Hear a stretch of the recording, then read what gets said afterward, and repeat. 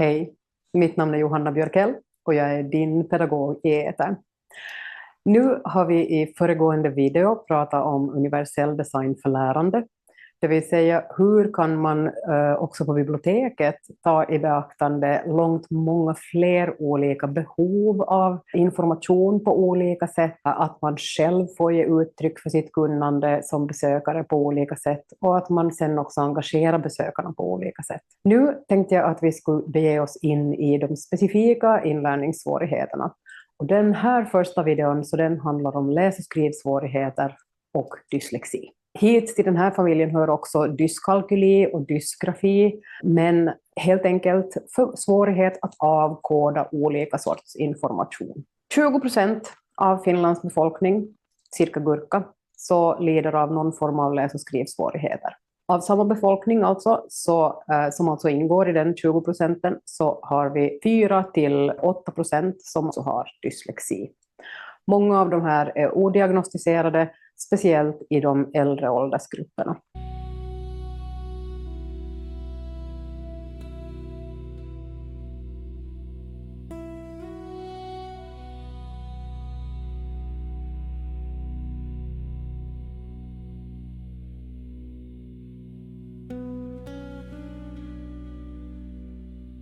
Använda minst fontstorlek 12, ännu större på skyltar.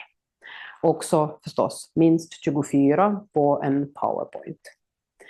Sen att vänsterjustera text hjälper också. Orsaken till det så är att när man marginaljusterar så då bildas det vita floder mellan orden dit ögon som helst inte läser gärna ramlar ner.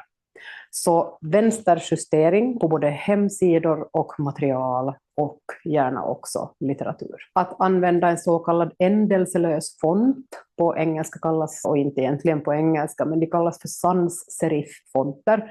Jag brukar säga att det är utan flaggor, fanor och fötter. Times New Roman är en ändelsefont. Den har alltså på ett T till exempel så har den en bottenfot. Och uppe på det tvärsträcket så har den också 2 ändar. Och när man då alltså har, och det är en serif-font. Medan Arial till exempel så är en sans serif-font. Och den har alltså i ett T så har den ett rakt streck och ett rakt streck. Och that's it. Och orsaken till varför många, inte alla, med läs- och skrivsvårigheter och dyslexi föredrar och har bättre tillgång till material med en sans serif-font så är för att varje tecken innehåller mindre data. Ett tips också som man kan lära sökare med läs- och skrivsvårigheter så är att man faktiskt kan ha med sig ett papper. Och att man kan, om du har en textrad här, så kan du halvera den här textraden med pappret så att du antingen bara ser övre delen av bokstäverna, och det är att föredra. Man kan också göra det tvärtom, men att man bara ser övre delen av bokstäverna, för då ser man ännu mindre data, men man ser tillräckligt för att kunna läsa. Ett annat tips om någon inte kan läsa ett ord så är att föreslå att de ska läsa det bak. Läs bokstäverna bakifrån. Och din hjärna svänger faktiskt på dem, till och med olika former av läs- och skrivsvårigheter, för att sen kunna återvända och inse att vilket ordet är. Så att använda då en ändelselös font som till exempel Arial, eller att använda en font som faktiskt är gjord för dyslexi eller läs- och skrivsvårigheter. En sån är Open Dyslexic. Och den kan man ladda ner gratis från nätet. Så den kan du be din datasupportpersonal att ladda ner till Word eller till Pages eller till vilket ordbehandlingsprogram du sedan använder. Tillräckligt med radavstånd, gärna 1,5, på sin höjd 1,27, inte mindre än det. Lättläst text, det också. Spara på orden. Själv är jag ordrik och har en tendens att för långa förklaringar och bli för detaljerad. Bullet point-listor hjälper, till och med för dagens läsare som har svårt att koncentrera sig på längre texter. Franska streck eller bullet points så klarar de flesta av att läsa. Ett tips när du skapar powerpoints så är att börja lämna bort avslutande punkten på den här bullet pointen. För punkten är vi så jättebra inskolade på att den finns där för andning. Vilket betyder att om vi skulle läsa högt, men också när vi faktiskt läser, så andas vi där skiljetecken finns faktiskt. när man tar bort punkter så då kan ögat leda vidare till nästa rad utan att man behöver stanna upp och läsa. Hjärnan är skolad så att när det kommer en punkt så måste vi stanna.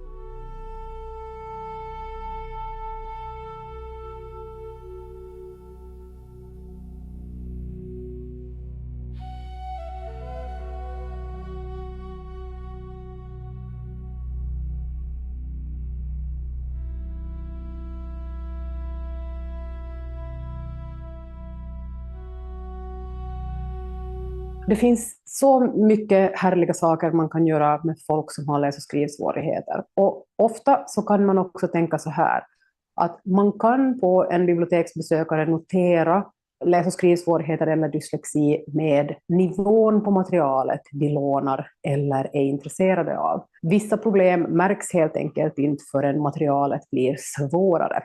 Och notera då att den här avkodningsproblematiken som din besökare kan ha, kan hålla upp ögonen för den. Och det är ju ett svårt ämne att prata om det där med dyslexi och läs- och skrivsvårigheter. Men våga hitta humana och relationellt kompetenta sätt att fråga om det. Att säga någonting i stil med att prata om dyslexi och läs- och skrivsvårigheter är svårt. Inlärningssvårigheter överhuvudtaget är svårt. Men du är tillräckligt skolad och tillräckligt knepig för att kunna hitta de här tendenserna till läs- och skrivsvårigheter hos dina besökare. Till exempel att man undviker svårare material eller man har problem att förstå skriftliga instruktioner, eller om du skulle räcka det med en skriftlig instruktion så tittar de inte ens på den utan skjuter undan den utan att ens ägna den en tanke. Så då måste du hitta på sätt som passar för dig att på ett humant och relationskompetent sätt, på ett tryggt sätt för besökaren, kunna öppna upp för alternativa metoder som ljudböcker, som text-to-speech, speech-to-text-verktyg, det vill säga alltså att du kan få uppläst det. Mina nya favoriter, om du inte har sett dem på internet, så är dessa glasögon som alltså skapar subtitles. De skapar alltså undertexter till prat. Vilket betyder att den som har på sig glasögonen både får sitt eget prat uppläst, så om du då alltså är döv så kan du alltså öva med det här, för då ser du ju om det här programmet stavar det rätt eller inte när du pratar, för den ger direkt feedback på ditt eget prat, samt att du också ser vad mottagaren säger med undertexter. Så tekniken, gott folk, den ger oss nog mycket den.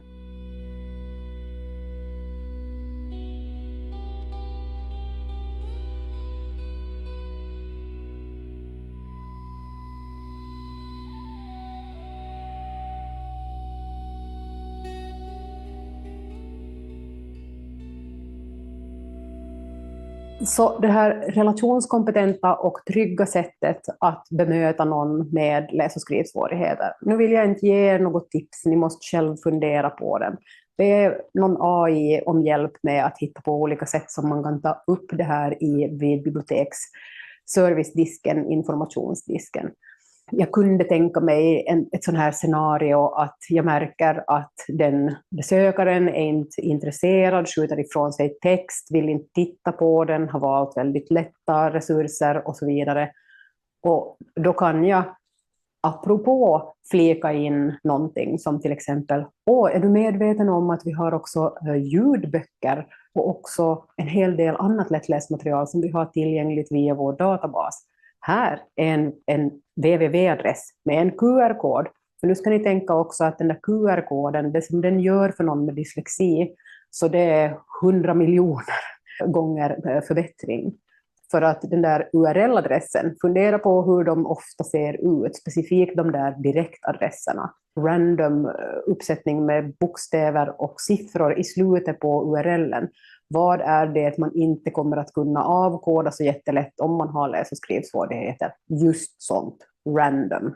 Undvik sådana, antingen genom tjänsten som tidigare hette lyhyt.fi, som numera heter urly.fi, där du kan få alltså kortare URL-adresser, men det innehåller också 4 bokstäver eller siffror random på slutet av den där korta adressen. Alternativt och i tillägg den där QR-koden då. Till exempel nämna, och de här resurserna är ju helt jättebra om man har mycket som man gör med händerna, att man lyssnar på ljudböcker till exempel, men det är också helt jättebra för alltså 20% av Finlands befolkning har någon form av läs- och skrivsvårigheter till exempel, och då kan man alltså lyssna på böcker. Så att öppna upp det här på många olika sätt som kanske ger besökaren en liten öppning om att få säga, ja, jag tror faktiskt att jag har läs- och skrivsvårigheter själv. Och då är sen dörren öppen för dig att kunna säga att wow, och jag har så mycket tips, och vi har en kurs, en IT-kurs här för olika hjälpmedel som finns tillgängliga både gratis och mot en kostnad för liksom läs- och skrivsvårigheter på biblioteket nästa månad. Då. Öppna upp för det här på olika trygga sätt. Peka alltså inte finger. I övrigt.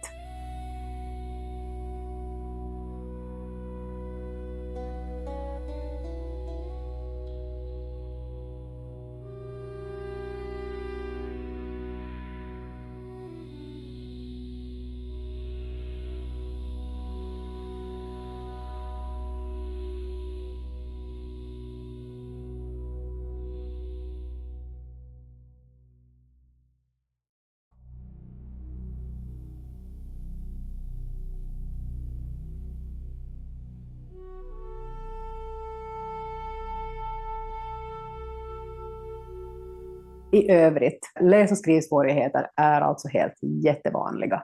Så att kurera material, att inte ha så jättemycket material, mer lättläst bokhylla. Det vill säga en bokhylla som inte är smockfull av böcker som alla har text på sig. Text som gärna flyter ihop om du har någon form av läs- och skrivsvårigheter. Hur skulle det vara att ha en bokhylla där pärmarna är uppställda hela vägen? Så att besökaren helt enkelt har en mer kurerad bokhylla, kanske med tips också från bibliotekarien om böcker. Lycka till!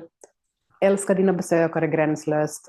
Jag citerar Holly som brukar säga om studerande och elever att love your students outrageously. Så älskar du också dina besökare gränslöst. För i det skedet så hittar du nog på nya sätt. Och var inte heller rädd för att om den ena besökaren berättar att den har läs- och skrivsvårigheter eller till och med diagnosen dyslexi, var inte rädd för att be den om hjälp. Tror du att du skulle kunna komma och titta på den här bokhyllan som vi har skapat, som har mindre böcker på sig och som man ser pärmarna på alla? Kom och titta på den och säg om den här är liksom lättare för dig till exempel att läsa. Eller här har jag utprintat samma instruktion, en med Times New Roman och en med Arial. Vilken av den här upplever du att är lättare läst till exempel? Så att hitta dina bundsförvantar där ute och lycka till. För att det är roligt att kunna hjälpa andra. Och jag vet ju att det är också därför som du har blivit bibliotekarie.